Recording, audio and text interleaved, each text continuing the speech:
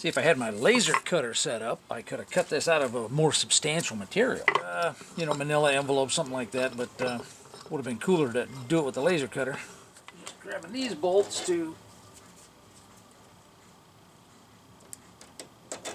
Oh, look at that. I think we're right on the money there. They're all at the same height here. Remember how I showed that was on a boss? And these stick out a bit too and that stuff. So I think we are golden. The one thing I do want to check is, next thing is to put the hub on here. So I got to grab the bearings on the hub and the nut and that stuff, and I'll put it on there, and then I'll get an idea just how thick I can go. Because if I can go more than a 1/4 inch and use 3/8 inch plate, I just may do that. Let's say there was a 1/2 inch. I would do that, and I would do it out of aluminum. So let me go get the hub. So something else to consider when deciding on the thickness of the plate is not so much the clearance here, but the centering of the caliper over the rotor. Okay, I left the studs out of this. I took them out for cleaning, and I'm going to put new studs in anyway because these are one side of the car or the other. I think this side has the left-hand threaded studs. I'm going to replace them with right hand, okay? Because if I take it in, or you know somebody else works on it or something like that, they're going to break my damn lug nuts, lug studs, wheel studs. Okay, so that hole is big enough for the hub, but I may opt to make it just a little bit bigger, okay? Because you know, this part of the bracket is actually going to be coming up here, so it's not like I'm going to make that thinner kind of thing. But if I open that hole up, probably a 1/4 inch, another 1/8 inch all the way around, I could do a 3/4 inch plate according to this. Okay, the next step is now to get the rotor and get the rotor on here, and then check it with the caliper. Okay, so the paper has proven that everything seems to be okay. I need to double check the centering on that hole there, but I think I'm pretty darn close.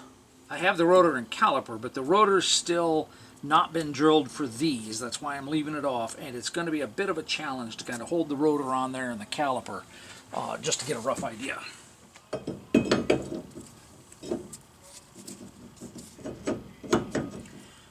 The other company, the other brake kit, comes with 2 rings that would go in here and help center that. What I've done before is when I machine the holes, since I'm doing them on the CNC instead of just doing them with a drill, because you could take your drum, lay it over there, get it all centered up and that stuff, mark the holes in this, and drill it. And you could do that modification by hand. I'm going to do it on the CNC mill, and I'm going to get it very close to the diameter of the studs. So I don't see a need for those rings. I can always make the rings later if I need to. But what I'm kind of looking at is I'm going to take the hub back off of here, and I might be able to get, like, let's say a 1/4 20 in there in maybe 2 spots, nut and bolt kind of thing, and get that on there and snug that down enough that it works as an assembly, and that'll make it a whole lot easier for me to deal with the caliper. Okay. All right, you see the 1/4 20s worked. I kind of centered it up there and hit it with the impact and ran them in there. I've got the caliper here. Oh. And when you're doing this kind of thing, you definitely want to do it with the pads, okay? Because that bit me in the ass once before. Most calipers are pretty symmetrical, left to right, but I'm still going to make sure that I have the bleeder valve up at the top, just in case there's any discrepancy. See, that's one difference right there. Measuring the hole spacing from center and stuff like that is a whole different thing. I'm doing this looking for the clearance and stuff like that to make sure that, you know, I'm just straight 90 degrees out, stuff like that. So and you got to be careful. You don't. These pins are greased, so you get that on your hands, and then you touch the brake pads. And so I look to make sure I clean the pads well. So I'm going to start off with going straight out. I absolutely love this Ryobi shop light, man, it is awesome. And no, I don't have affiliate links and all that kind of stuff. If I start doing this more serious, maybe I will, but you know, part of the drawback with doing YouTube is when I first started over 10 years ago, I didn't even monetize until well after I met all the qualifications. You know, in these days, everybody's like, oh, you got to get blah, blah, blah. And I'm like, well, you know. So they backpaid me for some of the time. They went back and figured up when I met the minimums, and they ended up, you know, sending me a check for all that. That was a long time ago. I've demonetized the channel now because I was getting, you know, $100 every other month kind of thing. Maybe I'll turn it back on if I'm going to be active again, but since I wasn't putting anything on the channel, there wasn't any point. You know, the only people making money on it was YouTube. And anybody viewing anything would have to suffer through all the ads. And it didn't do anything for me. So, okay, you saw the paper template. Now that I know that fits there, the next one I'm going to do is sheet steel, 1/8 inch thick piece of aluminum. I could 3D print, you know, my best guess kind of thing. Literally, you could put this on there from the backside, run a pencil down in there, you know, when you've got it where you want it. Run a pencil down in there and put a little mark on the board. So I'm pushing up against the back of the rotor this way to see just how close I can get to the flat plane of the spindle. Okay, now that'll come out and meet, you know. You won't be able to go in too far, but that's probably exactly what it needs to be even. But granted, I want it to center a little bit. So that's beautiful. That's perfect. I can see why they used a flat plate. Keeping it more toward the rear helps with wheel clearance. Okay, shouldn't be any problem with the rallies. It's the stock steel rims might be an issue. And you can grind some of this stuff off the front here, the extra clearance needed and stuff. So let me go handheld again here. It'll be a bit shaky. All of this space right here between that flange right there and here, I need to measure that, but it looks like I could easily go 3/8. So you can see that's really close. Yeah, I like that. I think that's what I need to know for now. So then the question is, I may work on a couple other things. Maybe I'll go to the back and get an idea on that. I just hate to tear the back apart before I get the front apart, and then I end up with this thing, you know, stuck in the driveway for a lot more months.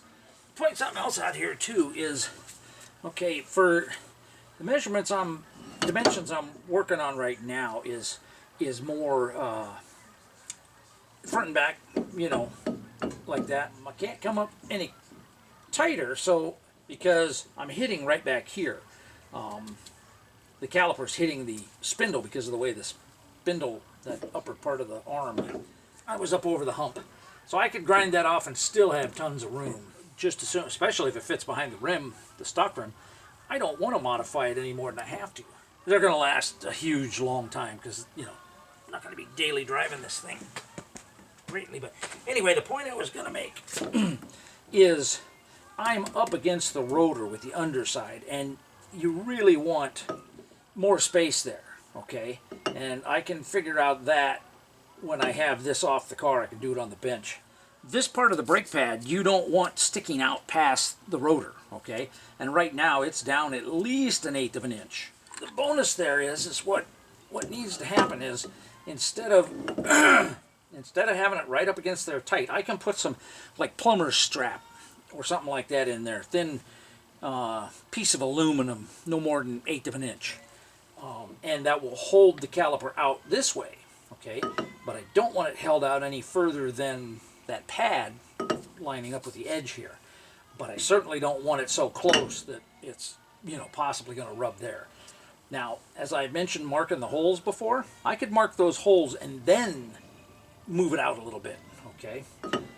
But I can get those dimensions on the bench. It's nearly impossible to get them out here on the car like that. So the next thing I want to figure out is how thick of a plate.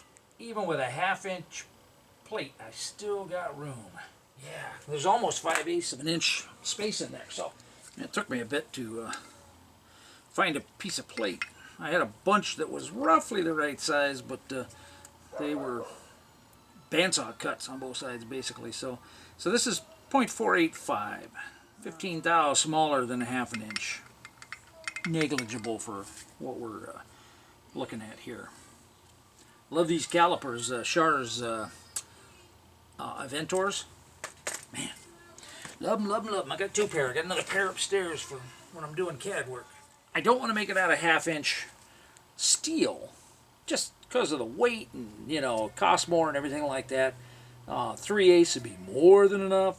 And half-inch aluminum looks like it'd be fine. Now, I could actually make it out of something even a little thicker, as I've done before, you know, where the bracket bolts over the spindle. I could make that thicker, okay. I'd have to get longer bolts in that stuff. One thing with Scarebird's brakes is they've machined those holes so you can still use factory bolts.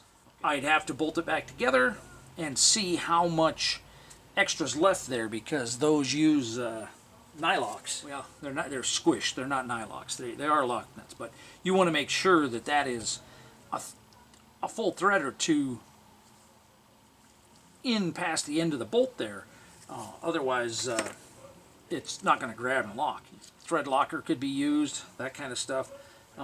These didn't have a washer because they bolted right over the steel plate, and that acted as the washer. But with aluminum, they definitely need a longer bolt.